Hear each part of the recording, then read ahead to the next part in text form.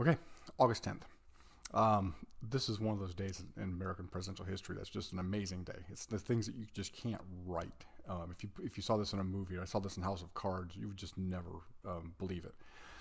But in 1973, on this date, Vice President Spiro Agnew resigned as vice president. He was under investigation for some tax fraud out of Maryland. He's a former governor of Maryland. He was accused of taking bribes. Only the second vice president to resign. The first one, John Calhoun, in 1832, left because he wanted to go into the Senate and fight in the debate against slavery. And so that happened today. And what's remarkable about this is Nixon selected the House Minority Leader, Gerald Ford, to replace Agnew in 73. And so Gerald Ford becomes vice president.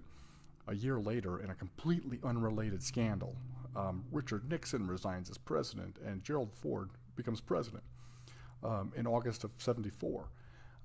Just a remarkable turn of events, because Gerald Ford is the only president that's never been elected to a national office.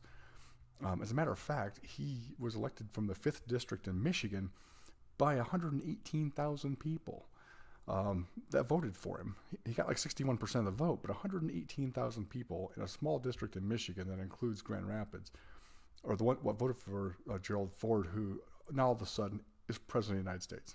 So that all started down that path today when Spiro Agnew resigned, again because of tax fraud, completely unrelated to Watergate, but it was at the height of the Watergate investigation. All that was going on. Vice president resigns. Gerald Ford becomes vice president. Nixon resigns. It's just an amazing turn of events. You just can't write this kind of stuff. So that's what I have for you today. Spiro Agnew resigned in 1973. I will see you tomorrow.